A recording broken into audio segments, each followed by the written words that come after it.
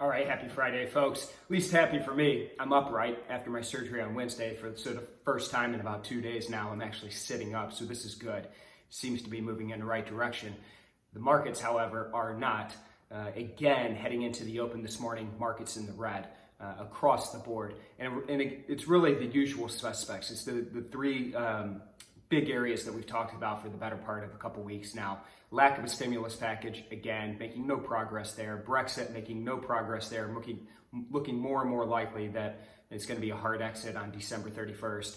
And then COVID-19, the spike in cases. However, there is some good news. The FDA did submit their recommendation for an approval of the Pfizer-BioNTech vaccine yesterday. So that's good news, although we didn't really see it in the market.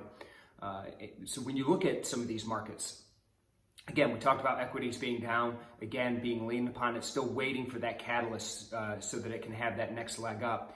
You look at FX, the British pound with Brexit falling apart, again, just getting crushed this morning, down nearly 1% once again. So we're now down below 1.32. That euro on the back of the ECB meeting yesterday, where the European Central Bank, again, pumping more stimulus into the economy as was expected. Actually saw the euro rise, so we're up above 1.21 in the euro.